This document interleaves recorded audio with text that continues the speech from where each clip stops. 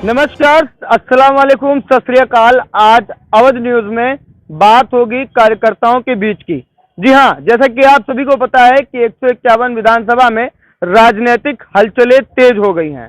यहाँ पर 6 बार सपा से विधायक भी बने हुए हैं।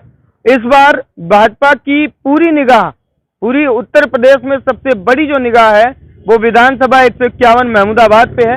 और अब समय आता है बातचीत का, कार्यकर्ताओं के विचार का, उनकी विचारधाराओं को समझने का, उनकी बातों से एक दूसरे का जो सवाल जवाब है वो होने का। कुछ खट्टी बातें, कुछ मीठी बातें आपस में होंगी। तो इस वजह से मैं सबसे पहले सत्ता पक्ष से बात करूंगा। सबसे पहले सत्ता पक्ष जो बीजेपी के कार्यकर्ता हमारे बीच मौजूद हैं उनसे मैं बात करूंगा और फिर मैं सबके पास आऊंगा और धीमे धीमे यह जानने की कोशिश करूंगा कि क्या होगी 151 विधानसभा की सच्चाई और कौन कितने पानी में है। कमल खिलेगा या साइकिल कमल को रौंदेगी, या हाथी चलेगा या पंजा दिखेगा, या झाड़ू से सब कोई साफ हो जाएगा। तो सबसे पहले मैं आपसे बात करना चाहूंगा कि जैसा कि एक बार प्रचंड लहर में यहाँ 151 महमूदाबाद सीट में सपा निकल आती है, तो क्या इस बार भी यही होने वाला है कि या कुछ अलग होने वाला है? देखिए, हर चुनाव का समीकरण, प्रत्याशी और मुद्दे अलग अलग होते हैं। समय समय पे वो चुनाव के मुद्दे भी बदलते रहते हैं। तो ऐसा नहीं है कि 2012 में था, 2000 इस बार क्या होंगे मुद्दे? बीजेपी के क्या मुद्दे होंगे इस बार? भारतीय जनता पार्टी अपने विकास के मुद्दे के आधार पे जनता के बीच जाएगी। 2017 से 2022 5 साल में जो विकास का कार्य हुआ है, जो गरीबों के लिए किया गया है, जो लोगों के स्वास्थ्य, बिजली, पानी पे काम भारतीय जनता पार्टी ने, मौजूदा सरकार ने किया है, उसी मुद्दे पे, उसी आधार पे हम लोग जनता के बीच जाएंगे, अपनी बात रखेंगे, लोगों को बताएंगे और विकास के आधार पे हम वोट लेंगे। और विकास के आधार पे बात हो रही है कि विकास के आधार पे वोट मांगेंगे। 5 साल समाजवादी पार्टी के रहे, इससे पूर्व कई साल रहे। इस बार जो थी वो शासन के पास सीट तो नहीं थी, लेकिन उत्तर प्रदेश शासन बीजेपी की सरकार थी। विकास के मुद्दे की बात की, तो बताइए क्या विकास जो है भाजपा ने किया है और किन विकास के मुद्दे पे आगे बात करेगी? सपा के कार्यकर्ताओं से हम जानने की कोशिश करेंगे। पहले तो ये बताया जाए जो है भारतीय जनता पार्टी में जो है महमूदाबाद या पूरे प्रदेश में जो है कौन सा विकास किया है। 5 नाम जो है योगी जी जो है अपने काम बता दें। हम विधानसभा की बात करेंगे, हम विधानसभा के विकास कार्यों की बात करेंगे, तो विधानसभा से ही संबंधित बातें कृपया करें। हमारे महमूदाबाद के माननीय विधायक नरेंद्र सिंह वर्मा जी जो है पूर्व जो काम कराए गए हैं वो अधूरे पड़े हुए हैं। जैसे कि जो उनके 4 हाई स्कूल जो है अधूरे पड़े हुए हैं, 1 इंटर कॉलेज है और 8 अस्पताल जो है अधूरे पड़े हुए हैं। अभी तक ये भाजपा सरकार जो है वहाँ पे ना डॉक्टर उपलब्ध करा पाए हैं और ना मास्टर जो शिक्षक उपलब्ध करा पाए हैं।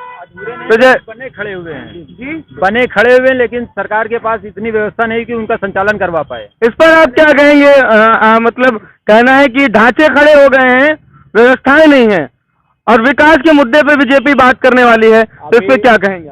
अभी एक भाई बता रहे थे अधूरा है, एक भाई बता रहे थे कंप्लीट हो गया है।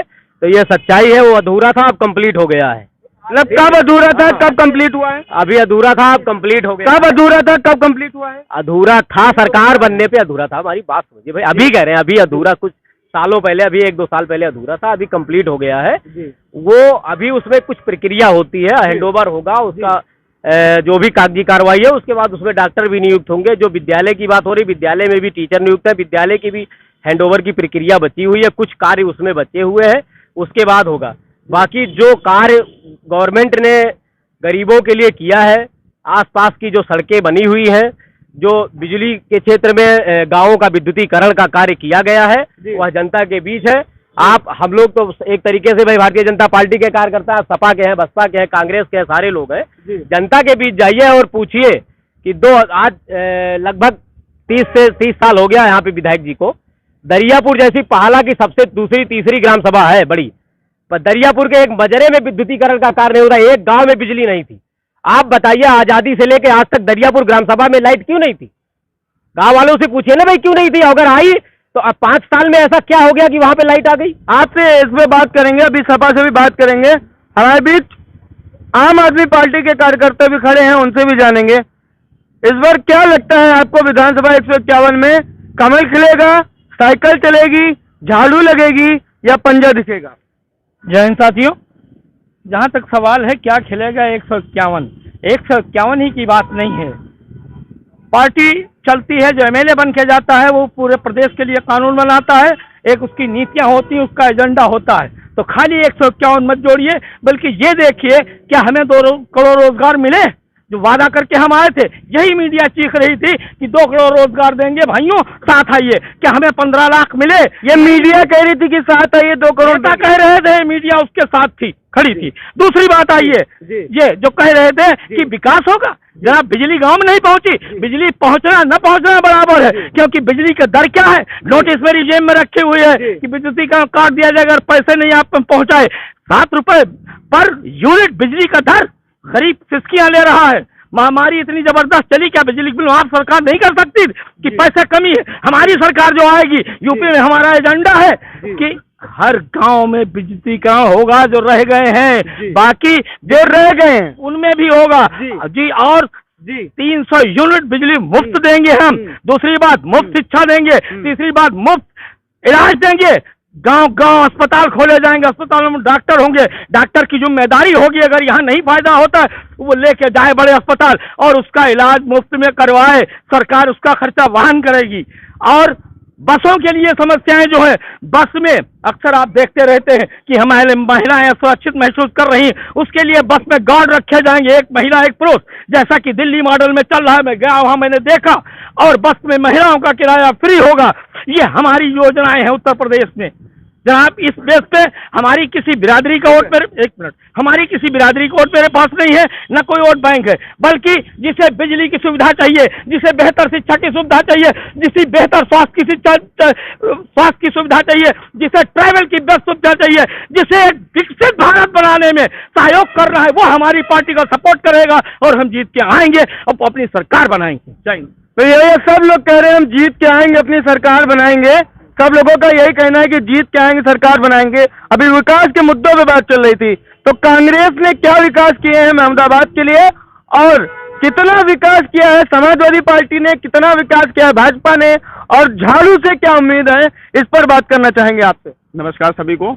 सबसे पहले अगर बात कांग्रेस की आती है जी, तो जिस जगह पे खड़े हैं, अगर हम गलत होंगे तो महमूदाबाद के स्थानीय निवासियों से मैं कहना चाहता हूँ, जिस जगह पे खड़े हैं, इस बस अड्डे का निर्माण कांग्रेस के मंत्री ने करवाया था। महमूदाबाद में अगर चीनी मिल है तो कांग्रेस के पीडब्ल्यूडी मंत्री ने दिया था। महमूदाबाद में अगर पॉलिटेक्निक है, अगर आपने वहाँ से पढ़ाई की होगी, अगर आपने आपके छोटे भाइयों ने वहाँ की होगी, तो कांग्रेस के नेता ने ही दिया था। महमूदाबाद में अगर डिग्री कॉलेज है तो कांग्रेस के मंत्री ने ही दिया था। कांग्रेस अगर महमूदाबाद में सामुदायिक स्वास्थ्य केंद्र है, वो कांग्रेस के मंत्री ने ही दिया था। अगर महमूदाबाद को प्रदेश की राजधानी से जोड़ने का किसी ने काम किया है तो वो कांग्रेस के मंत्री ने ही किया था। अब मैं बात करता हूं आपके माध्यम से, पिछले 4 सालों में यहाँ के जो बीजेपी के नेता हैं या वर्तमान विधायक, उनके जनप्रतिनिधि कोई हैं अगर 1991 से लेकर 2021 तक वर्तमान जनप्रतिनिधि का कोई भी एक प्रतिनिधि आगे बता दे उसने ऐसा कौन सा काम किया है 30 साल की उम्र में कि महमूदाबाद में उसका एक फोटो खिंचा सकता है कि उसके वर्तमान प्रतिनिधि यहाँ पे काम किया।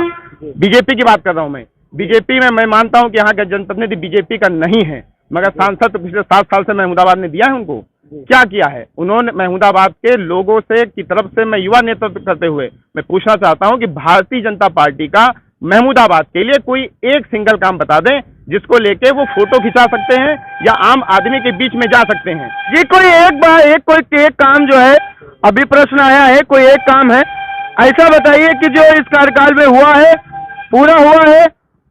अभी कांग्रेस के तरफ से यह बात उठकर आई, इस पर आप क्या कहना चाहेंगे? बड़ी अजीब विडंबना है, गवर्नमेंट ने विकास के कार्य में इस क्षेत्र में इतना कार्य नहीं।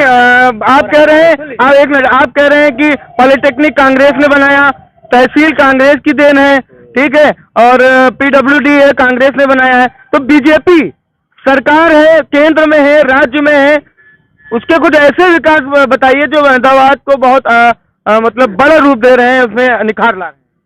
महमूदाबाद के यदि किसी एक गरीब आदमी को कॉलोनी मिलती है तो क्या उसके चेहरे पे निखार आती है? तो महमूदाबाद में निखार नहीं आता है। एक गरीब या सभी गरीब? बता रहे हैं ना आपको क्या महमूदाबाद में 4 लाख के वोटर है लगभग विधानसभा में? जी लगभग 2019 का जब चुनाव था उस समय लगभग हम 50,000 के आसपास कॉलोनियां दे चुके थे जी।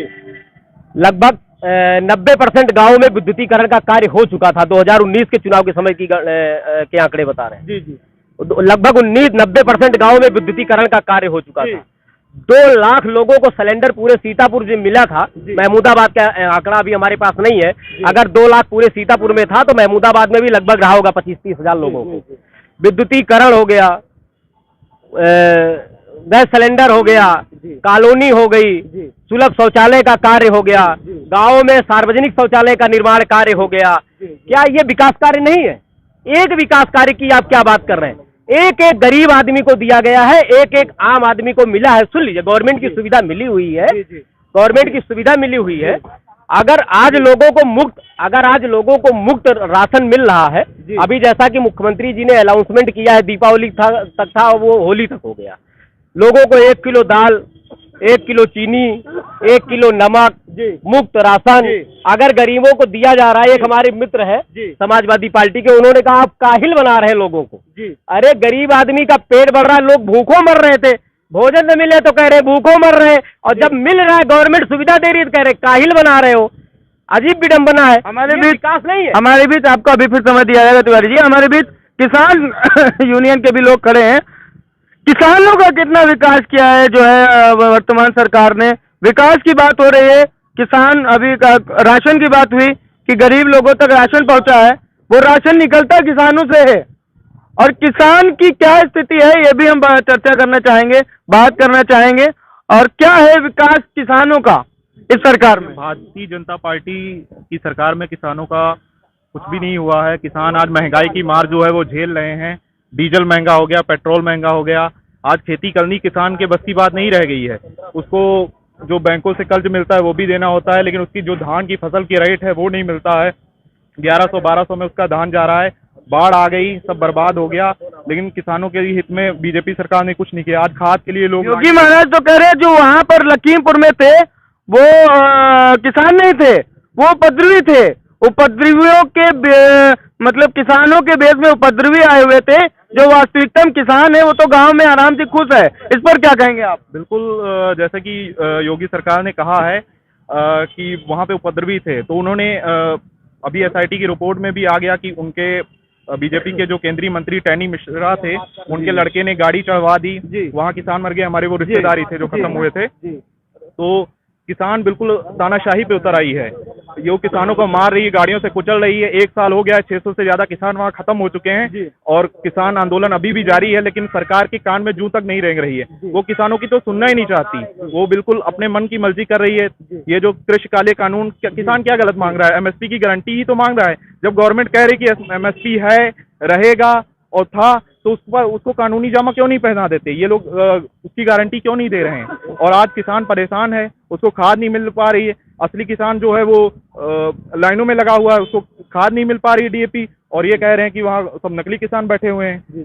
जब आप आम जनता की बात नहीं सुनेंगे तो आप कब तक सरकार में रह पाएंगे? ठीक है, आपके पास दोबारा आएंगे। अभी हम बात करेंगे कि अभी बीजेपी ने एक बहुत बड़ी बात कही कि भाई गरीबों को राशन मिला, सुलभ शौचालय कई जगह है, सार्वजनिक हैं, कई जगह जो है शौचालय गांव-गांव दिए गए हैं, आवास दिया गया है, सिलेंडर दिया गया है। तो क्या ये भाजपा का कार्य नहीं है? और सपा के कार्यकाल में और क्या बेहतर हो सकता था, और क्या चीजें हैं जो भाजपा को नहीं करनी चाहिए? नमस्कार। सिलेंडर बता रहे हैं दिया है, राशन मिल रहा है, क्या पहले नहीं बंटता था? क्या बीजेपी गवर्नमेंट आने से पहले राशन नहीं मिलता था, आवास नहीं मिलते थे, या सिलेंडर नहीं मिलता था? आप किसी चीज के 10 रुपए से उसको 20 रुपया कर दो, उसको आप फ्री दे दो, तो फ्री तो हम तो नहीं कहेंगे। क्या चीज 10 में 20 की गई और क्या फ्री मिला, मतलब खुल के बताइए। सिलेंडर दाम पहले क्या थे जी, उसके बाद क्या हो गया? आप भी जानते हैं, आपके घर भी खाना बनता है, हमारे घर में भी खाना बनता है। सिलेंडर दाम पहले क्या थे, आज क्या है? फिर आप कह रहे हमने फ्री दिया सिलेंडर, आपने उसको सब्सिडी बंद कर दी। नहीं, कई लोगों का ये भी तो कहना है कि पेट्रोल चाहे 500 रुपए हो जाए, लेकिन जब पाकिस्तान जिंदाबाद के नारे लगे और लोग जेल पहुंच गए, तो ये जो कहावत लोगों ने, बुजुर्गों के मुंह से कई इंटरव्यूज में हमने सुनी, इस पे क्या कहना चाहिए? वो अलग मुद्दे हैं, वो अलग बात हो जाएगी। बात हो रही है अभी विकास की। अभी बात हो रही थी, भैया जी कह रहे थे कि मतलब राशन की, कि मतलब उन्होंने फ्री राशन दिया, मार्च तक जो फ्री राशन की बात कही गई है। आप जानते हो कि यूपी की आबादी लगभग 21 करोड़ है जी, और अभी बताया गया कि सबको राशन जो है मार्च तक फ्री मिलेगा। उसके बाद आया कि अंत्योदय कार्ड वालों को मिलेगा, और अंत्योदय कार्ड हर कोटे पे मात्र 2 या 3-4 होते हैं बस। और इनका कहना है कि 15 करोड़ लोगों को हम जो है फ्री राशन देंगे। 21 करोड़ में 15 करोड़ इनके हिसाब से गरीब हैं, गरीबी रेखा। 30 करोड़ में से कितने लोग? 15 करोड़ बीजेपी के हिसाब से गरीबी रेखा के नीचे हैं। अच्छा। ठीक है तो अब अगर इनका ये विकास हुआ है तो ये गरीब क्यों रहे हैं? बात ये है कि अगर इन्होंने विकास किया है, लोग इनसे खुश हैं, तो ये सब गरीब क्यों रहे हैं? नहीं, गल्ला तो दे रही है सरकार, गल्ला पिछली सरकार भी देती और मतलब फ्री में गैस कनेक्शन दे रही है। कॉलोनी अखिलेश जी भी देते थे, 3.5 लाख की कॉलोनी देते थे, लोहिया आवास कॉलोनी मायावती जी देती थी, और जो है कांग्रेस भी देती थी। तो ये तो कुछ नया हो तो बताइए। नया योगी जी बताएं क्या किया है नया? मुझे देखा जाए राशन कार्ड की जो स्थितियाँ अब हैं पहले से बेहतर नहीं है। पहले राशन कार्ड तो आसानी से बनते थे, अब राशन कार्ड आसानी से नहीं मिलते। आप जब भी जाओ साइट बंद, राशन दे रहे हो लेकिन साइट बंद है, आप राशन ही नहीं बन पा रहे हैं। तो वो सरकार की गलती है अगर नेटवर्क प्रॉब्लम। बिल्कुल सर, बिल्कुल। आपने ऐसी पहले आप कागजी कार्रवाई होती थी, आप लेखपाल से रिपोर्ट लगवाइए तो राशन कार्ड एक महीने बन जाता था। अब जब आपने सुविधा ऐसी साइट ही बंद है तो बनेगा कब? जब साइट ही बंद रहेगी तो कब बनेंगे? तो सरकार के हाथ में ना, साइट बंद करना खोलना सरकार के, हमारे हाथ में नहीं है। इस पर आप क्या कहना चाहेंगे किस चीज पे? कि चलिए गल्ला मिल रहा है लेकिन राशन कार्ड आसानी से नहीं मिल पा रहे हैं, और आवाज तो कांग्रेस भी देती थी, बसपा भी देती थी, सपा ने भी बांटे, ऐसा क्या खास बीजेपी की गवर्नमेंट? बड़ा बढ़िया सवाल उठाया है भाई साहब ने कि सपा भी देती थी, बसपा भी देती थी, कांग्रेस भी देती थी, लेकिन देती थी किसको देते थे? लगभग 82% लोगों के राशन कार्ड थे सपा सरकार में, मिलता था 50% लोगों को मिलता नहीं था। इतना बड़ा भ्रष्टाचार था, इतना बड़ा भ्रष्टाचार था कि जिन लोगों को जो पात्र थे, राशन कार्ड बना भी था तो गांव का कोटेदार ऐसा होता था, बता देता था दादी अब की महीना में आवे ना है, राशन है ना आवा, अब की सप्लाई इंस्पेक्टर साहब देवे ना है, तो का हुआ बटा नहीं बिक गया। कौन खा रहा है? क्षेत्र के नेता, सप्लाई इंस्पेक्टर, क्षेत्र के जनप्रतिनिधि सब खा रहे हैं। अब मतलब कोई अधिकारी नहीं कुछ खा रहा है, डायरेक्ट जनता तक। हमारी बात तो सुनिए, अगर आपका फिंगरप्रिंट नहीं लग रहा है तो इसका मतलब आपका राशन आपको नहीं मिला हुआ है। अगले महीने में कोटेदार का उतना परसेंटेज, उतना हिस्सा वो काट के दिया जाता है। कैसे माना जाए भ्रष्टाचार हो रहा है? आज भी 78% लोगों का राशन कार्ड बना हुआ है, लोग राशन ले रहे हैं। अगर राशन कार्ड की साइट बंद होती, प्रक्रिया गड़बड़ होती, तो राशन कार्ड 78% लोगों को कैसे बनता? जो ईमानदार है उनको आज भी राशन मिल रहा है। जो सोचते हैं कि हमारे घर में 2 यूनिट है और राशन कार्ड इधर उधर करके 5 यूनिट का बनवा ले, पात्र आप हो जो है पात्र गृहस्थी के, आप सोच रहे हो हमारा अंत्योदय का राशन कार्ड बन जाए, तो कैसे बन जाएगा भाई? रही बात जो है वो गरीबों की, अभी हमारे भाई साहब बोल रहे थे सपा वाले कि लोग लगभग 15 करोड़ लोग यूपी में गरीब हैं। उसके बाद भी योगी जी कह रहे हैं हमने विकास कार्य किया है। विकास कार्य करने का मतलब है अगर कोई गरीब है, कोई पात्र है, उसको आवास नहीं मिला हुआ, छप्पर डाल के रह रहा है, अगर उसको कॉलोनी मिल गई 2.5 लाख की और वो कॉलोनी में रहने लगा, पक्के मकान में रहने लगा, तो अमीर हो गया। अरे आज भी वो गरीब है, उसके जीवन में सुधार हुआ है, उसके जीवन में सुधार किया जा रहा है, उसके बच्चों को विद्यालय भेजा जा रहा है, उसके बच्चों को शिक्षा दी जा रही है। इसका मतलब नहीं अमीर हो गया। 15 करोड़ लोग सपा सरकार में गरीब थे, अमीर हो गए? अमीर नहीं हो गए, उनके जीवन में सुधार लाया जा रहा है। ठीक है, रही बात राशन कार्ड की, राशन कार्ड गवर्नमेंट ने मुफ्त देने का प्रयास जो किया था उसकी सराहना आप जनता के बीच जाके देख लीजिए, लोग उसकी सराहना कर रहे हैं। 1 किलो दाल, 1 किलो चीनी, 1 किलो नमक की भी लोग सराहना कर रहे हैं। आने वाले दिनों में गवर्नमेंट जो है और भी सुविधाएं देने पे विचार कर रही है। लोग किसानों को 2000 रुपए किसान सम्मान निधि दी जा रही है। इससे अच्छे और गवर्नमेंट की हमें नहीं लगता अपने शासनकाल में। मैं आपको बताता हूँ, जब मैं शुरुआत में राजनीति में आया था, हम लोगों की उम्र थी फर्स्ट वोटर जिसे बोलते हैं, जब मैंने पहला वोट डाला था 2009 में लोकसभा का चुनाव हुआ था, उस समय आसपास हमने देखा था ऐसा माहौल था कि लोकसभा 2009 के चुनाव में ज्यादातर लोगों ने कांग्रेस को वोट दिया था, भारतीय जनता पार्टी को वोट नहीं दिया था। कांग्रेस ने उस समय नरेगा एक स्कीम लेके आई थी, उसकी चर्चा गांव-गांव में हुई थी। आज वो नरेगा के दम पे अगर यूपी में कांग्रेस लगभग 25 से 27 सीटें जीत सकती है, तो लोग उन्हीं गरीबों को नरेगा गवर्नमेंट जो कांग्रेस ने भी नरेगा में उस समय लाया, लोगों को लाभ मिला, लेकिन उसमें भी भ्रष्टाचार हो गया। नरेगा में भी भ्रष्टाचार था, कांग्रेस लाई नरेगा तो हो गया भ्रष्टाचार, तेल 500 रुपए भी हो जाए डलवा लेंगे, लेकिन देश विरोधी नारे नहीं सहन होंगे। कई लोगों का कहना है कि बीजेपी बेहतर, इस पे आप क्या कहेंगे? सबसे पहले बड़े भाई के जो सिलेंडर की बात हुई, 2014 में गैस किस रेट में थी, वर्तमान में 2021 में किस रेट में है, इस पे चर्चा हो जाए। रही बात पाकिस्तान की, तो पाकिस्तान में वहाँ के प्रधानमंत्री के साथ बिरयानी खाने कौन गया था? हम आप तो नहीं गए थे ना? कौन गया था बिरयानी खाने? क्या नाम बता सकते हैं? देश के प्रधानमंत्री गए थे जी ठीक, वो सब जानते हैं। जी। और रही बात पाकिस्तान की, पाकिस्तान इस चुनाव में आखिर आ कहाँ से जाता है? क्या हम वहाँ के मतदाता हैं? क्या हमारे बॉर्डर वहाँ से लगी हुई है? मतलब किन मुद्दों पे पाकिस्तान इस यूपी चुनाव में आ जाता है? इसका कहीं कोई 5 चीजें हैं बीजेपी के पास: मुसलमान, पाकिस्तान, आजम खां, राम मंदिर और हिंदुत्व। इसके अलावा भारतीय जनता पार्टी के पास छठा कोई शब्द नहीं है जिसके मुद्दे पर वो चुनाव लड़ें या पब्लिक के बीच में जाएं। अब दूसरी चीज, बड़े भाई ने कहा जैसे कांग्रेस मनरेगा लाई थी, मनरेगा लाने की स्थिति उत्पन्न क्यों हुई? जो बता रहे कि भ्रष्टाचार था, भ्रष्टाचार की तह तक जाइए। उन भ्रष्टाचारियों में जो बड़े बड़े नाम हैं वो कहीं ना कहीं किसी बड़ी टीम से जुड़े हुए हैं। इसके लिए मनरेगा लाई गई थी कि एक जो वहां से 1 रुपया आता था, लोग बताते हैं डिजिटल इंडिया, अंगूठा लगाइए, ये लगाइए, वो लगाइए। पात्रगस्ती का कार्ड बनाने के लिए हम आप मध्यम वर्गीय परिवार से आते हैं, हमारे आपके यहाँ बहुत सारे रोजगार हैं। बीपीएल, जिसको बिलो पॉवर्टी लाइन कहते हैं, गरीबी रेखा से नीचे वाले, उनके यहाँ घर का मुखिया जाता है जब सुबह चौराहे पर कमाने, तब उसको शाम तक खाने को पैसा मिलता है।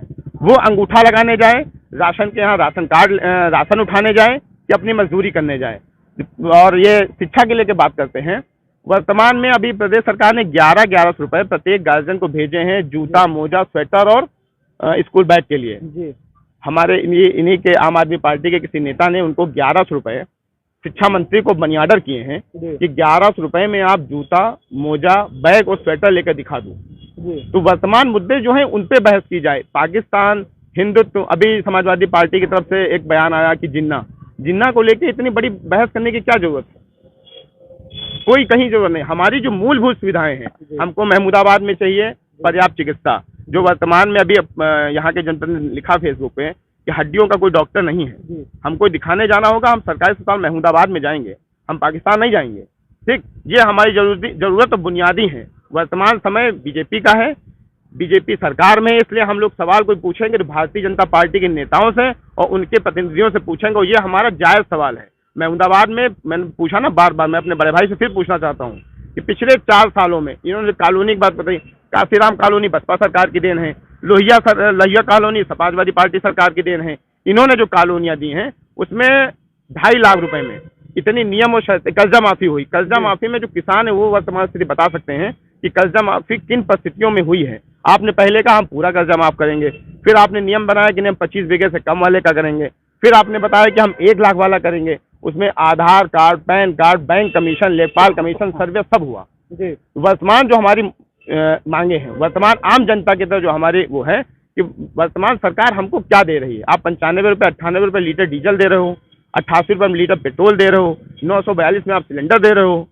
क्या आप मतलब आम आदमी की सरकार है, आम जनता की सरकार है? आप कहते हो कि नहीं हमने भ्रष्टाचार मुक्त किया है। अभी परसों एक सचिवालय का वीडियो आया, नारी सुरक्षा पे आप बात करते हो। आपके बड़े बड़े अधिकारियों के यहाँ करोड़ों रुपए कैश बरामद होते हैं। नोटबंदी में 5 साल हो गए, नोटबंदी का कोई एक फायदा सरकार की ना दें।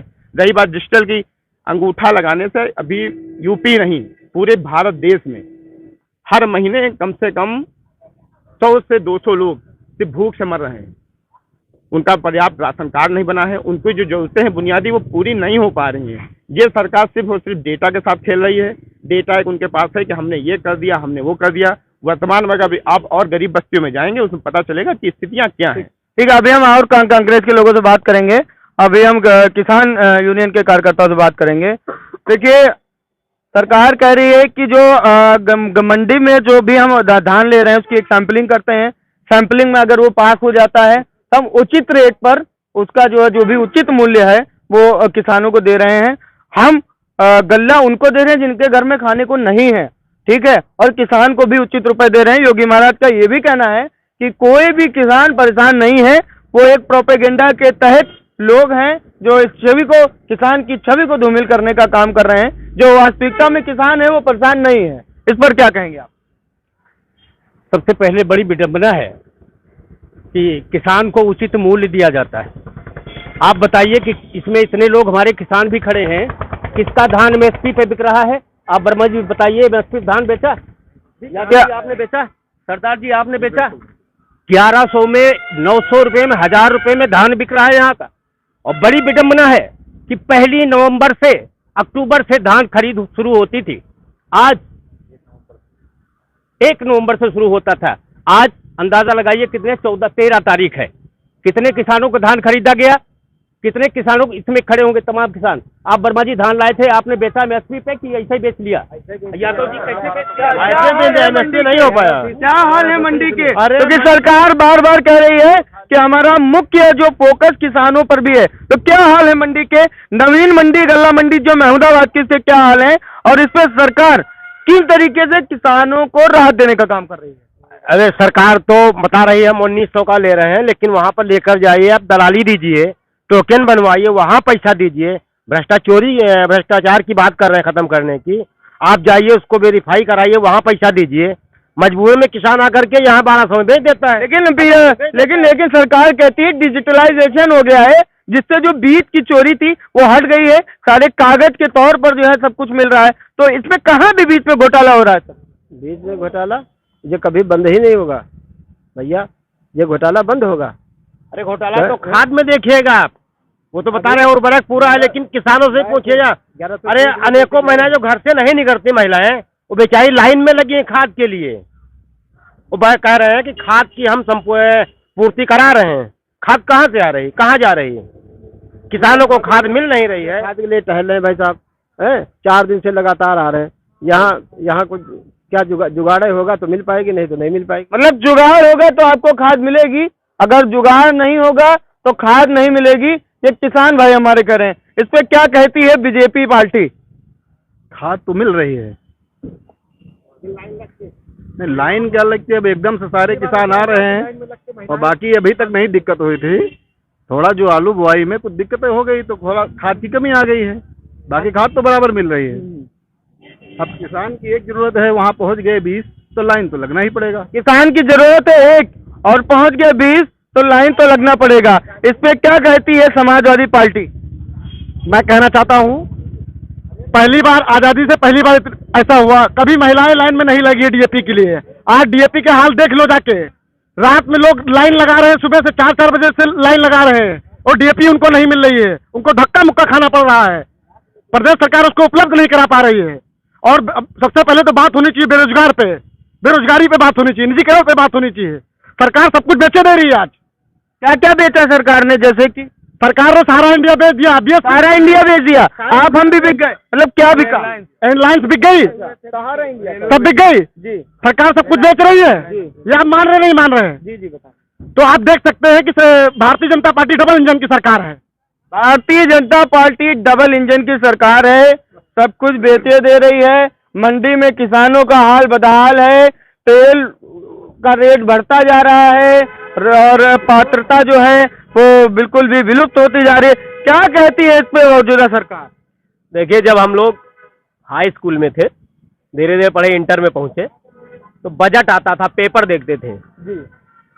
तो बजट में देखते थे भैया, पेपर आया तो हमारे घर में लोग पढ़ते थे, आसपास पड़ोस के लोग पढ़ते थे, मौका मिल जाता था तो हम लोग भी पेपर पढ़ने लगते थे, चोरी चुपके पेपर पढ़ते थे। तो घर वाले कहते थे पेपर पढ़ो, स्कूल की किताबें मत पढ़ो, डांटते थे जी। लेकिन उसमें देखते थे बजट आता था, लोग चर्चा भी करते थे। बजट जैसे बीजेपी पार्टी में भी आता है। अरे उस समय हर सरकार में आता है। हाँ, उस हर सरकार की बात है।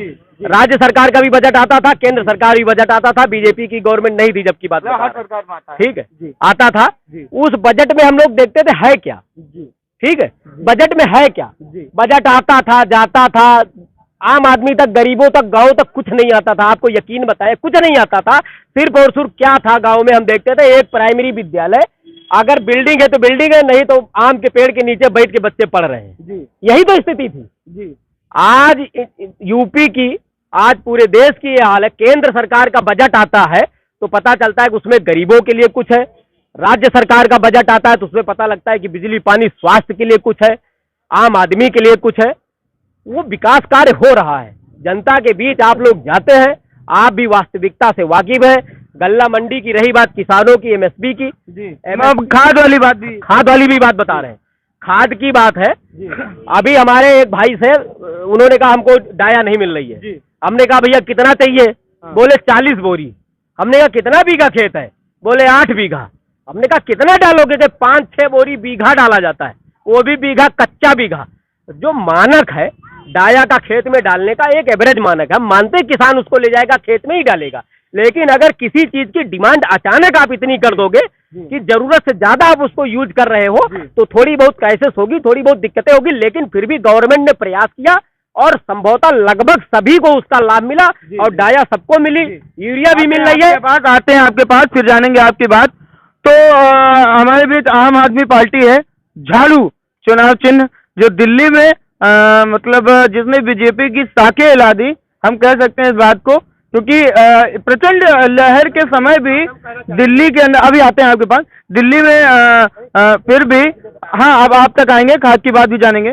तो ऐसा क्या है आम आदमी पार्टी में महमूदाबाद के, क्या मतलब ऐसे मुख्य बिंदुओं को लेकर के काम करेगी आम आदमी पार्टी यदि विधानसभा महमूदाबाद में 151 में आम आदमी पार्टी का विधायक बनता है?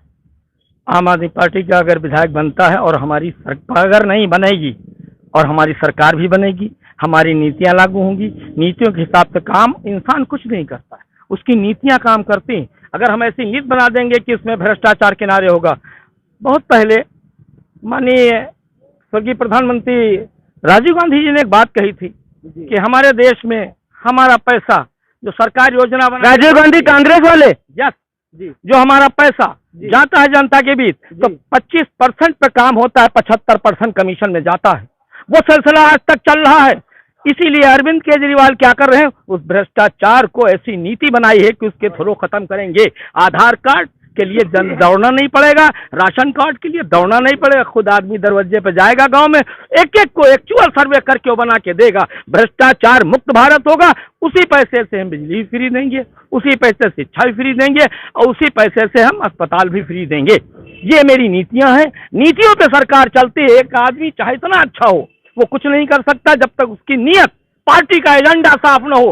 भाई जितना पैसा हम देख रहे हैं एडवर्टाइज में लगाया जाता है, उतना पैसा काट, यहाँ पे देखिए सरिया निकली हुई है प्लेटफॉर्म पे। सरकार आपकी जवाबदेह आप होंगे, बस में घुस जाए टायर पंचर हो जाएगा, जवाबदेही आपकी होगी। जितना पैसा एडवर्टाइज में लगता है, जितना पैसा दिया जाता है चैनलों को कि ये बोलिए, दिन रात टीवी चिल्लाते रहते हैं, उतना ही अगर पैसा सड़क पे लग जाए तो काम हो जाए, भारत से गरीबी दूर हो जाए, प्रदेश से गरीबी दूर हो जाए। मगर वो काम नहीं किए जाते हैं। क्यों? देखिए, एक मैंने नीति पढ़ी है कि अगर ज्यादा दिन तक सत्ता को अपने काबू में रखना है तो 75% इंसानों को गरीब बनाना होगा, बल्कि 95% तक। गरीब एक साथ में लिखा 95 तक सबको गरीब बनाइए। 5% जनता में, ध्यान से सुनिए, 2-3 लोगों के हाथ में सत्ता का सारा दारोमदार सौंपिए, तब आपकी हुकूमत आगे तक चलेगी। मान्यवर, उसी पे सरकारें काम कर रही, उसी पे सरकार काम कर रही है कि हमारी हर चीज, कहती कुछ किया नहीं किसी ने, सब सरकारों ने किया, मैं नहीं कहता हूं, मगर जितना बेहतर चाहिए था अरविंद केजरीवाल ने किया, किसी ने नहीं किया। मान्यवर, अगर ये नीति लागू हो गई 3 किसान कानून, तो उसमें आप खाद की लाइन नहीं लगेगी, व्यापारी खुद खाद देगा और खाद आप देंगे और फिर अगर गल्ला सड़ गया जैसे आपकी सड़ा है, वो नहीं खरीदेगा, आप फेंकें या झाड़ू लगाएं। सब कुछ तो बिका जा रहा है, रोजगार आप देंगे कहाँ से? सब कुछ बिका जा रहा है, रोजगार कहाँ से मिलेगा? सब कुछ बिका जा रहा है, रोजगार कहाँ से मिलेगा? कांग्रेस भी वो काम नहीं कर पाई, आपने अभी सुना। ऐसा क्या कांग्रेस ने किया है कि यूपी में कांग्रेस आए, महमूदाबाद के लोग कांग्रेस को वोट दे? ऐसे विकास कार्यों की पर कृपया प्रकाश डालिए। खत का मजमू भाप लेते हैं लिफाफा देखकर। यहाँ का विकास अगर देखना है, जो विकास पे आज चर्चा हो रही है, आप यहाँ देख लीजिए, कैमरा नजर डालिए जरा, गड्ढा युक्त है या गड्ढा मुक्त है? तहसील की तरफ जाइए, गड्ढा युक्त है या गड्ढा मुक्त है? आप देखिए, यहाँ पर आइए, जिस तरह बीजेपी कह रही है कि पहले गड्ढे थे, हम गड्ढों को पाटने का काम कर रहे हैं। तो वही गड्ढा पाटने हैं या गड्ढा युक्त है या गड्ढा मुक्त है? यहाँ देख लीजिए, कैमरा लगाइए ना, आप देखिए कहाँ पर गड्ढा है, चारों तरफ सब गड्ढे ही गड्ढे हैं। ये देखिए, आप देखिए, यहाँ पर हमने आपने खुद मुझसे लिया था इंटरव्यू अस्पताल के लिए आज 2015 से मैं बराबर इसकी वो कर रहा हूँ, कार्रवाई कर रहा हूँ, लेकिन यहाँ एक्सरे मशीन नहीं लग पाई है। मैंने सांसद जी से कहा, मैंने विधायक जी से कहा, यहाँ के जितने प्रतिनिधि रहे सबसे मैंने कहा कि देख ले, यहाँ गरीबों के हित के लिए, गरीबों की सुरक्षा के लिए, गरीबों की जान बचाने के लिए, गरीबों की सुविधा के लिए आप यहाँ एक्सरे मशीन लगवाइए। आज तक वो कार्य नहीं हो पाया। ये चिट्ठियां मेरे पास बराबर देखिए गवर्नर से आई हैं, और वो देखिए बराबर मैं कार्रवाई कर रहा हूँ। ये मतलब आप बराबर कार्रवाई कर रहे हैं, बावजूद इतना बड़ा विकास है इस बीजेपी सरकार का। और दूसरी बात, यहाँ कौन सी चीज थी आजादी से पहले? आज पहले बताएं, जो बीजेपी कहती है कि 70 साल में कांग्रेस ने क्या किया है। जी वही हम भी पूछ रहे था यहाँ पर आजाद किया इस हिंदुस्तान को। आजाद करने के बाद यहाँ सुई भी नहीं बनती थी, हमने पूरा विकास किया, सुई बनाया, जो यानी टैंक, पेट्रोल टैंक, कौन सी ऐसी व्यवस्था नहीं है जो कांग्रेस ने नहीं दिया है। इस पर क्या कहेंगे किसान? महमूदाबाद में चुनाव आने वाले हैं, विधायकी के चुनाव होंगे, 151 विधानसभा में भी राजनीतिक हलचलें तेज हो गई। किधर जाएगा किसान और किन मुद्दों पे सवाल करेगा लोगों से किसान? जब कोई नेता आएगा तो किसान अपनी किस बात को, किस दर्द को बयां करेगा और क्या चाहता है किसान? सबसे पहले किसान तो आवारा घूम रहे पशुओं से बात करेगा कि भैया हम दिन में काम करते हैं, खून पसीना बहाते हैं, रात में उनको बचाएं, हम सोएं कितनी टाइम, कितना समय हम आराम करें। गौ रक्षा का विशेष ध्यान रख रही सरकार, इससे क्या कहेंगे आप? अरे गौ रक्षा समिति वाले घूम रहे हैं, केवल गुंडागर्दी कर रहे हैं। पूछे कौन सी गैया बचा रहे हैं? वो गैया जो पैर कटी घूम रही, किसी पूंछ कटी, किसी गर्दन कटी, उसका इलाज कौन कर रहा है? और किसानों की बात कर रहे हैं, खाद में लाइन लगी है। आवारा पशुओं को लेकर ये बहुत बड़ी समस्या है और यही सरकार को ले डूबेगी। और ये जो खाद और महंगाई इतनी बढ़ गई है, डीजल तेल पेट्रोल की, इसी वजह से सरकार 76 पर कहना चाहेंगे किसान जो है इस बार सरकार को हटाएगा और बिल्कुल वो ऐसी सरकार लेके आएगा जो किसानों के लिए एकदम सही हो और किसानों की हित की बात करे, वही सरकार आएगी। और जैसे कि दिल्ली में किसान बैठे हुए हैं, अभी तक उनकी नहीं सुनी गई है और ये किसान का मुद्दा, किसान सरकार किसान को बहुत हल्के में ले रही है, लेकिन इस बार किसान जो है सत्ता पलट देंगे। सरकार किसान को बहुत हल्के में ले रही है। ये सरकार सिर्फ लोगों को भ्रमित करना चाहती है, लोगों को बांटना चाहती है। पाकिस्तान, चीन, बांग्लादेश इसमें बांटना चाहती है। पाकिस्तान से मेरी कौन सा मेरा रिश्ता है? यहाँ के लोगों का कौन सा रिश्ता है? पाकिस्तान का बीजेपी का रिश्ता है, जो वहाँ दावत खाने जाते हैं, उनकी माँ के लिए कपड़े साड़ी लेकर जाते हैं। चीन में जाके उसके साथ झूला में बैठ के झूला कौन झूलता है? कोई कांग्रेसी नहीं झूलता है, बीजेपी के प्रधानमंत्री वहां जाके बैठकर झूला झूलते हैं। मेरे भारत में आके उसने कब्जा कर लिया, कोई न घुसा है, न कोई आया है, न कोई गया है। कितनी दूर तक उसने कब्जा कर लिया। अगर कोई घुसा नहीं है तो 22 जवान हमारे कैसे मर गए? इसका है कोई? न कोई घुसा है, लोग जाते हैं वहां पे भोजन करने, लोग रिश्ते रखते हैं, बीजेपी पार्टी का रिश्ता पुराना है। इस पर क्या कहेंगे आप?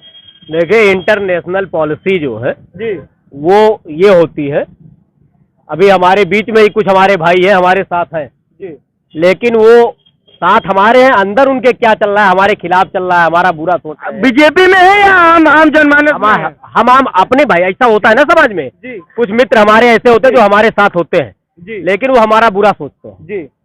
जब चीन ने हिंदुस्तान पे हमला किया था आजादी के समय, नारा लगता था चीनी हिंदुस्तानी भाई भाई, हिंदू चीनी भाई भाई, हिंदी चीनी भाई भाई का नारा लगता था ना। हमें क्या हुआ, हम कंफ्यूजन में रह गए। चीन का राष्ट्रपति, हिंदुस्तान का राष्ट्रपति एक साथ बैठते थे, थाली में खाना खाते थे, नाश्ता करते थे। वही तो वो भी कह रहे हैं सर, वही तो वो भी कह रहे हैं कि बीजेपी के नेता वहाँ जाते हैं, साथ में बैठते। यही चीज हम आपको बताना चाह रहे हैं, ये इंटरनेशनल पॉलिसी होती है।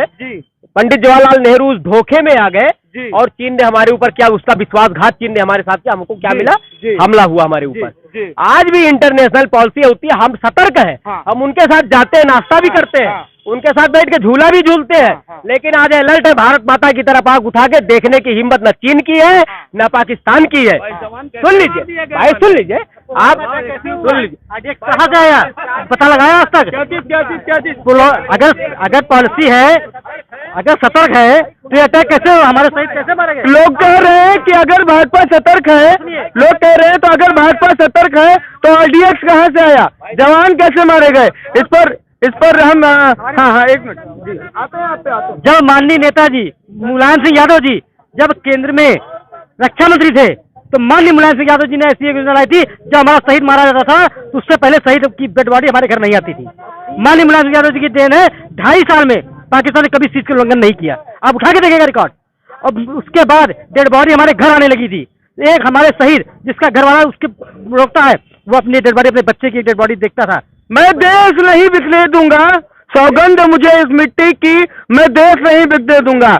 जब भी चुनाव चल रहा था, चुनाव का प्रचार आ रहा था, तो ये गीत जो है कानों में गूंज रहा था, सौगंध मुझे इस मिट्टी की, मैं देश नहीं बिकने दूंगा, और अच्छे दिन आने वाले हैं। ये दो जो सेंटेंस है, इस पर आप क्या कहेंगे?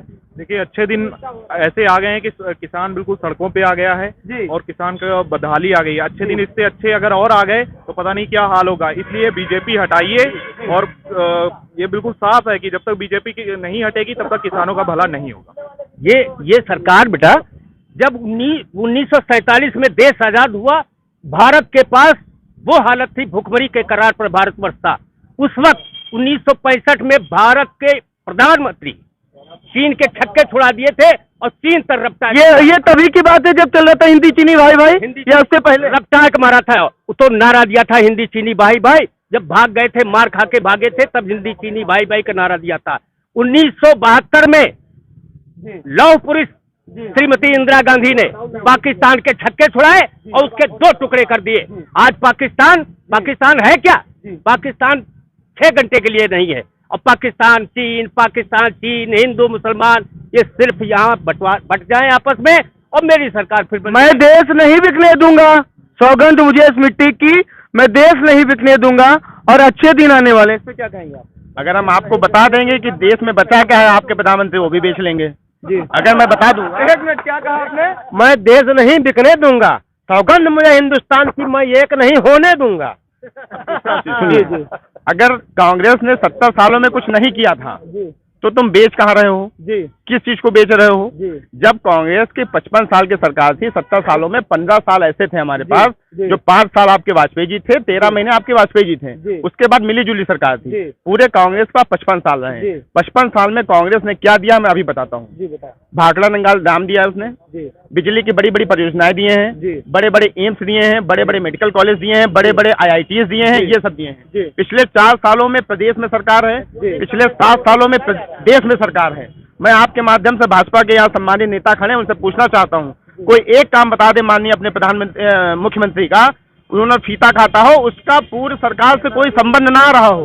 मेरे समाजवादी मित्र रहे हैं यहाँ पे, जितने भी मेडिकल कॉलेज हैं, जितने भी मेडिकल कॉलेज हैं, जितने भी बस स्टेशन हैं, राजीव गांधी वित्तुर योजना का आपने नाम बदल के आपने कर दिया। आधार आपके कांग्रेस की देन है, पैन कार्ड आपकी कांग्रेस की देन है। 2014 में जब कांग्रेस सत्ता से बाहर हुई थी, आधार कांग्रेस की देन है। बिल्कुल 2014 से पहले लोगों को यहाँ पता होगा, आधार कार्ड की योजना, UID की योजना कांग्रेस सरकार की देन है। ठीक, उसको पैन कार्ड के से जोड़ने की योजना कांग्रेस सरकार की देन है। आपने क्या किया, आपने उनका नाम बदल दिया। राजीव गांधी विद्युतीकरण योजना का आपने नाम बदल दिया, आपने मुख्यमंत्री रोजगार योजना का आपने नाम बदल दिया। आप आत्मनिर्भर की बात करते हो, आत्मनिर्भर ऐसा कि आपने सेल बेच दिया, आपने एयर इंडिया बेच दी, आपने रेलवे को नहीं छोड़ा। शाहबाग स्टेशन 99 साल की लीज पे अडानी को दिया जा चुका है। अगर आप पिछले 3 महीनों में एयरपोर्ट पे गए होंगे तो एयरपोर्ट बड़ा बड़ा लिखा हुआ है। लेकिन कैसे करे भारत विश्वास राहुल गांधी पर, कैसे करे भारत विश्वास राहुल गांधी पर, जो आलू की फैक्ट्री बनाते हैं, इस पे क्या कहेंगे? आपने शायद, मैंने कहा ना, ये भी मीडिया की देन है। आपने पूरा वीडियो नहीं चलाया, ठीक, आपने पूरा वीडियो नहीं चलाया। आज के 20 साल पहले किसी को ये कल्पना नहीं थी कि हम 5 रुपए का आलू का पैकेट, चिप्स 5 रुपए के पैकेट में खाएंगे। कोई यहाँ पे बंदा खड़ा हो जिसको कल्पना हो कि समोसा पैक होके आएगा, किसी को नहीं पता था कि हम दूर से वीडियो कॉल कर पाएंगे। ठीक, आपने पूरा वीडियो नहीं चलाया। आप राशिद अल्वी का वीडियो चला रहे हो कि जय श्री राम वाले राक्षस हैं, ठीक, आप पूरा वीडियो चलाइए। और सरकार 2014, 2021, आपके जो नेता ने कह दिया 2014 में आजादी मिली थी, इससे पहले हमारे सरदार भगत सिंह पे आपने प्रश्न चिन्ह लगा दिया। क्या वो क्रांतिकारी नहीं थे? सुभाष चंद्र बोस ने आजाद हिंद फौज खड़ी कर दी थी, वो क्रांतिकारी नहीं थे? बिल्कुल। आपके हिसाब से आप इतने बड़े अंधभक्त हो गए कि आपने 26 मई 2014 को देश की आजादी की डेट बता दी। इसका मतलब आपकी डेट अब बस गलत है। आप पे आता हूँ, लेकिन उससे पहले एक मजेदार चटपटा सवाल आपकी ओर फॉरवर्ड करता हूँ कि सौगंध मुझे इस मिट्टी की, मैं देश नहीं बिकने दूंगा, मैं एक नहीं होने दूंगा। अभी तक किसान कार्यकर्ता भाई ने कहा, इस पर आप क्या कहेंगे? लगभग और आधार कार्ड कांग्रेस की देने, इस पर क्या कहेंगे? लगभग आधा घंटा हो गया बातचीत चलते हुए, एक बार भी मैंने ऐसा नहीं कहा कि कोई ऐसा शब्द हो कि हिंदू मुसलमान हो, कोई आपस में बंटवारे वाली बात हो। आज आप बताइए, हिंदू मुसलमान कौन कर रहा है? इनके नेता, इनके जो शीर्ष नेता, राष्ट्रीय नेतृत्व बोलते हैं हिंदू और हिंदुत्व। सुन लीजिए, हिंदू और हिंदुत्व, हिंदू अलग है। सुन लीजिए भाई, हिंदुत्व, हमारी सरकार, हमारी पार्टी जो है हिंदुत्व पे चुनाव लड़ेगी, ये कैसी है जो है आप झूठ बोल रहे हैं? हिंदुत्व की यही तो कह रहे हैं आप। यही कहा आपके योगी जी ने कहा, यही भाई सुन लीजिए, सुन लीजिए, आज भी कह रहे हैं भारतीय जनता पार्टी और भारतीय जनता पार्टी का एक एक कार्यकर्ता हिंदुत्व के मुद्दे पे जनता के बीच जाएगा और हिंदुत्व के आखिर क्या है ये हिंदुत्व? आखिर क्या है ये हिंदुत्व? हम जानने की कोशिश करेंगे एक एक करके। आप यही कह रहे हैं, आपको सुन लीजिए, आपको पता होना चाहिए हिंदुत्व क्या है और हिंदू क्या है। आपको ये नहीं पता है। अगर आपको पता होता हिंदू क्या है और हिंदुत्व क्या है तो आप हिंदुत्व पे सवाल न उठाते। यही मैं कह रहा हूँ, अगर हिंदुत्व पे सुन लीजिए, अगर हिंदुत्व पे सवाल कोई उठा रहा है, अगर हिंदुत्व पे सवाल विपक्ष उठा रहा है, और वो तो कह रहे हैं हिंदू और हिंदुत्व में क्या अंतर है? भाई यही तो हम बता रहे हैं ना, उसको समझने का तो प्रयास करिए, सिर्फ चिल्लाने से थोड़ा होता है। भाई हिंदुत्व जो है हिंदुस्तान का सुप्रीम आएंगे, आप सभी लोगों पे आएंगे। रुकिए, आप लोग धैर्य बना रखें, अब हम सबकी बात सुनेंगे और सबकी बात सामने आएगी। जी, भारत देश के हर नागरिक की जीवन शैली हिंदुत्व है। यहाँ के लोगों का, यहाँ हमारी प्राकृतिक जीवन शैली, हमारी आम जीवन शैली, हमारा आपका भाईचारा हिंदुत्व है। हिंदुत्व का मतलब हिंदू नहीं होता, हिंदू है आम आदमी पार्टी। देखिए, मैं बड़ी देर से भाई साहब की बातें सुन रहा हूँ, सबकी बातें सुन रहा हूँ। जहाँ तक हम अलग हट के बोलेंगे, मैं एक भाषण मैंने प्रधानमंत्री जी को सुना है कि हमारे प्रधान 14 से पहले का है 13 का, हमारे प्रधानमंत्री महंगाई की मां नहीं सुनना चाहते, तेल की कीमत 2 रुपए खाली बढ़ी थी, सबका भाषण है मान्यवर। अब आज महंगाई किस चरम पे है, आप ध्यान। दूसरी बात आइए, आपने हिंदुत्व की बात की, सभी हिंदू, क्या मुलायम सिंह मुसलमान है? क्या अखिलेश यादव मुसलमान है? क्या चौधरी चरण सिंह मुसलमान थे? क्या राहुल गांधी मुसलमान है? क्या इंदिरा गांधी मुसलमान थी? भाई जिन पार्टियों की, क्या अरविंद केजरीवाल मुसलमान है? सवाल इस बात का, हिंदुत्व के ठेकेदार क्या आप ही हैं? सरकार सिर्फ आप बनाए। अरविंद केजरीवाल कहते हैं हम हिंदुत्व के ठेकेदार हैं। क्या हिंदुओं के वोट उनको नहीं मिलना चाहिए? अरे जनाब, वोट विकास पे मांगिए, ये हिंदू मुसलमान क्या? दूसरी बात है, जवाब एक मिनट, दूसरी बात, एक मिनट, दूसरी बात, आइए पाकिस्तान का हवा पे ढा रहे हैं। एक इतना बड़ा बच्चा है, इतने लोगों को कहे भी मार डालेंगे, ये क्या भचकानी बात है? एक बार पेशाब कर दे तो पाकिस्तान बह जाएगा, है क्या?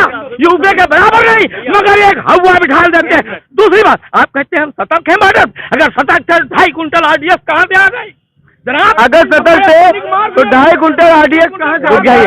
सारे सवालों का जवाब दे रहे हैं। सुनिए, चिल्लाने से नहीं होता भाई, सुनिए पहले। हिंदुत्व का ठेकेदार बनने के लिए मजबूर आप करते हैं। जब हिंदुत्व को आप बोको हरम से उसकी बराबरी करते हैं, ISI से हिंदुत्व और हिंदुत्व की बराबरी आप करते हैं, तब हिंदुत्व के समर्थन में खड़ा होना पड़ता है। कौन करता है? राशिद अल्वी, सुन लीजिए, राहुल गांधी ने अभी कल की कांग्रेस कार्यकर्ताओं की ट्रेनिंग में राहुल गांधी ने अभी कल कहा है कि हिंदुत्व जो है वो एक अग्रेसिव विचारधारा है। अग्रेसिव विचारधारा है। हिंदुत्व जो है वो लोगों की जान लेता है। हिंदुत्व जो है वो समाज में वैमनस्यता पैदा करता है। हिंदुत्व लोगों को बांटता है। भाई हिंदुत्व कहाँ बांट रहा है? राहुल गांधी का काव्य आप भाई राहुल गांधी सुन लीजिए, सुन लीजिए भाई, राशिद अल्वी की किताब आई है, राशिद अल्वी की किताब आई है, आप उसको पढ़िए, देखिए, सर्च करिए, न्यूज सुनिए। राशिद अल्वी की किताब में हिंदुत्व को बोको हरम से उसकी तुलना की गई है। ऐसा बोको हरम जिसने लगभग 3 लाख लोगों की हत्या की है। आप बताइए हिंदुत्व ने किसकी हत्या कर दी? या हिंदुत्व के कौन सी ग्रंथ में, किस रामायण महाभारत में लिखा हुआ है? सुन लीजिए, किस रामायण और महाभारत में लिखा हुआ है कि हिंदुत्व तभी जिंदा है जब आप हत्या करेंगे? हम नहीं नाम लेना चाहेंगे, हम नहीं नाम लेना चाहेंगे। सुन लीजिए, किस ग्रंथ में कहा गया हिंदुत्व के, हिंदू धर्म के, कि दूसरे धर्मों के लोग काफिर हैं? आप बताइए किस धर्म में कहा गया है? अभी आपके पास आएंगे दोबारा। अब हम इसमें कांग्रेस की बात सुनेंगे। क्या कहता है कांग्रेस? बिल्कुल, मैं जवाब दे रहा हूँ। जाहिर बात, इन्होंने कहा ये सरकार हिंदुत्व की है, ठीक। कमलेश तिवारी पठान तो नहीं था, कमलेश तिवारी पठान तो नहीं था। आज तक उसके बच्चे को, हमारे महमूदाबाद है, हमारे महमूदाबाद का, आज तक उसके बच्चे को, उसके बेटे को अनुकंपा राशि नहीं मिली। ब्राह्मण है, अगर सरकार ब्राह्मण विरोधी नहीं है, जवाब दे। दूसरी चीज, कमलेश तिवारी एक नाम हो गया। इससे पहले इन्हीं बीजेपी के IT सेल ने कहा कि अखिलेश सरकार जो है नमाजवादियों की सरकार है, कांग्रेस सरकार जो है मुसलमानों पर है। सबसे ज्यादा सुरक्षा उसकी मां ने चीख कहा, कमलेश तिवारी को सुरक्षा अखिलेश यादव के जमाने में ज्यादा थी, ठीक। जो भी रहा हो। अब दूसरी बात करते हैं, राशिद अल्वी, इनकी सबकी बात करते हैं। ये बीजेपी के द्वारा बनाया गया एक विशेष सुनियोजित वो है। 90 दिन से 110 दिन बचे इनकी कुर्सी को। जैसे गंगा जल के लिए इन्होंने गंगा जल मंगाया था अपने आवास में जाने के लिए, वैसे ही ये गंगा जल मंगा के रख लें। फरवरी 2022, ठीक, फरवरी 2022 भारतीय जनता पार्टी उत्तर प्रदेश से विदा होगी, ठीक। ये बिल्कुल, और ये हम नहीं कह रहे हैं, ना हमारी पार्टी कर रही है, ये आम जनता कह रही है, जिसने GST के बाद आम प्लेटफॉर्म टिकट 10 रुपए से बढ़ा के 50 रुपए कर दिया। इसी जगह पर प्रतिदिन 400 से 500 आदमी पैदल लखनऊ, नागपुर, कानपुर से आया है। वो दौड़ याद करके अब किल बटन दबाएगी। अटैची पर बच्चे खत्म हो गए, 6-6 दिन लोगों ने पानी पिया है। और रही बात, अब गरीबी कम कर रहे हैं, आप फ्री का आप काहे नहीं बना रहे हैं? बताते हैं, इससे पहले लोग यहाँ से जाते थे चंडीगढ़, शिमला, बड्डी, वहाँ नौकरी करते थे 13,000 की, वहाँ से पैसा बेचते थे, वहाँ प्राइवेट नौकरी करते थे। आपने क्या किया? आपने किसी विशेष हिंदुत्व के मुद्दे को लेकर, मैं 2 मिनट और लूंगा, विशेष हिंदुत्व के मुद्दे को भुनाने के लिए आपने पूरा देश बंद कर दिया। यह है हिंदुत्व आपका। बहुत जल्दी में हम बात खत्म करेंगे। 5-5 सेकंड में सबके पास आऊंगा, उसके बाद अपनी बात को, आज की जो डिबेट है इसको शांत बात करूंगा, बंद करूंगा, और फिर एक बार फिर चर्चा होगी। तो बताइए क्या है, भारतीय जनता पार्टी के लोग जो है, नेता किसानों को जो है आतंकवादी, खालिस्तानी बता रहे हैं। और अभी लखीमपुर वाली घटना जो है, यहाँ पे भाजपा के नेता लोग कह रहे हैं कि वहाँ किसान नहीं थे, वहाँ माफिया और गुंडा और बदमाश लोग थे वहाँ पे। अरे वहाँ पे किसान की जो है हत्या हुई, किसानों के ऊपर जो है भाजपा के एक राज्य मंत्री जो गृह मंत्री हैं, इस पे क्या कहेंगे? इस पे क्या कहेगी भाजपा सरकार?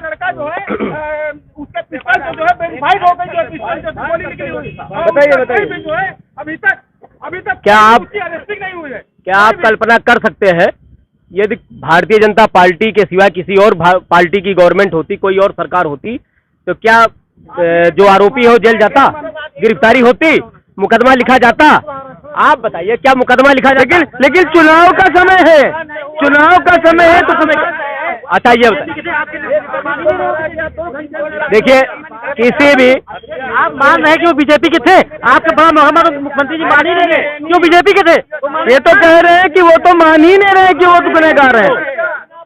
अजय मिश्रा गुनहगार है और लोग कह रहे हैं कि सूबे के मुखिया मान ही नहीं रहे। वो कह रहे हैं वो किसान नहीं थे, सुनिए, वो कह रहे हैं वो किसान नहीं थे, आप कह रहे हैं वो बीजेपी के थे, आपके बीजेपी के मुख्यमंत्री कह रहे हैं वो बीजेपी के थे ही नहीं, और वो किसान एक गुंडा थे। और अगर आपके ही मुख्यमंत्री 1 साल पहले कहते थे यूपी सारे गुंडे भाग गए, तो गुंडे आए कहाँ से? ना गुंडा राज ना भ्रष्टाचार, ना गुंडा राज ना भ्रष्टाचार। इस पे क्या कहेगी पार्टी सरकार? हम कह रहे हैं ना गुंडा राज। सुन लीजिए, देख लीजिए, पहले थोड़ा शांति का माहौल बनाइए। आप सभी को मौका देंगे, बहुत ही कम समय बचा है, हम सबकी बात लेंगे और इस सभा को समाप्त करेंगे। ना गुंडा राज ना भ्रष्टाचार, आज भी हम आपसे कह रहे हैं ना गुंडा राज ना भ्रष्टाचार। गुंडा ही ऐसे है जो कैराना में योगी जी गए थे और उन्होंने कहा था कि कोई भी ऐसा नहीं है जिसे हम माफ करेंगे, और 12 घंटे से 24 घंटे के बीच में गुंडे ने सरेंडर कर दिया था। इस पे क्या कहेंगे? गुंडों की भाषा कौन सी होती है? अरे संवैधानिक पद पे एक ऐसा बंदा जो बैठा हो कह रहा है छोड़ दो, ये गुंडे की भाषा है यार। आपने देखा लाखों कितने पर्चा खोला और किसको नहीं पर्चा दाखिल करने दिया गया? आपने महमूदा में देखा? एक सवाल मेरा मीडिया से, यहाँ सम्मानित लोगों से है। भ्रष्टाचार, माफ करिएगा, भड़काऊ भाषण की धारा क्या होती है? भड़काऊ भाषण धारा क्या होती है, मैंने बताइए। 252। ठीक, सुनिए, ठीक है, आपने सुनिए, बिल्कुल सही नाम लिया, उसी धारा पे सुनिए, उसी धारा पे 16 मुकदमे, उसी धारा पे भैया सुनिए, उसी धारा पे 16 मुकदमे योगी आदित्यनाथ पर हैं। कुल मुकदमे 80 मुकदमे हैं योगी आदित्यनाथ पे, ठीक। और वही धाराएं आजम खां जी पे हैं। दोनों में क्या जमानत देने में शर्तें बदल जाती हैं क्या? और अब आपको अगला प्रश्न आरक्षण पूछना चाहिए कि आखिर बीजेपी ने आरक्षण रखा कहाँ? खैर, सवाल बहुत है, जवाब भी बहुत है, बोलने वाले भी बहुत हैं, लेकिन समय बहुत कम है, तो आज इस सभा को हम यहीं पे समाप्त करते हैं। हालांकि हम अपनी तरफ से, अवध न्यूज की जो टीम है अपनी तरफ से बात कहना चाहेगी कि राजनीति का मतलब राजनीति धर्म तो नहीं है, राजनीति का एक अपना धर्म है, और शायद अगर वही धर्म पूरा हो जाए तो विकास अपने आप में बहुत बड़ा हो जाता है। कैमरामैन आसिफ सईद के साथ मैं अर्पित शुक्ला।